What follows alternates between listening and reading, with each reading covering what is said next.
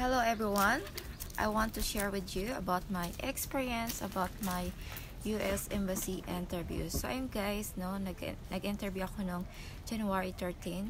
Oo, merong rally pa sa Manila. So i-share ko lang sa inyo guys yung mga kailangan ninyong malaman. Yung lalo nag-apply ng US visa, ayan, mga spouse visa. So ayun guys, bibigay ko sa inyo yung mga importanteng bagay. So first guys, kung nag-work kayo sa abroad at hindi nyo alam, kailangan nyo pong kumuha ng police clearance na galing sa ibang bansa. Kung saan kayo nag-work abroad, hinahanap nila yan, yung police clearance. Yes. So ako guys, wala ako nun kasi di ko alam na kailangan pa pala yun. Kasi like 10 years ago na kasi yun. So wala akong idea na kailangan pala yung police clearance. Kasi I work abroad guys, OFW. So hinahanap po yun doon sa US Embassy. So ngayon guys, kulang yung mga papers ko. So ngayon, to follow na lang yun guys. So kailangan ko pa kasi kunin yung police clearance. So hindi nila na-approve yung aking visa. Ayan. So kasi marami akong papers na kulang.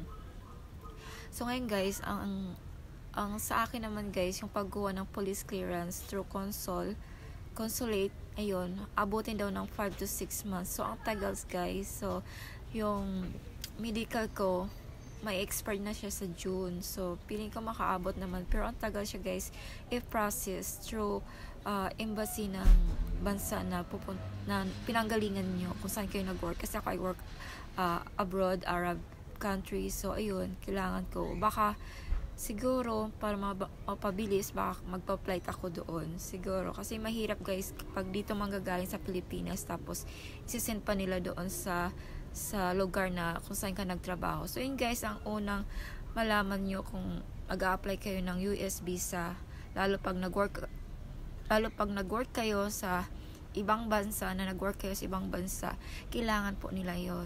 Hinahanap po talaga yung kung ilang years ka pa, kung 20 years pa yung nakaraan, kailangan pa rin nila yon. So yun nga guys, nakakalungkot kasi hindi nila na approve yung aking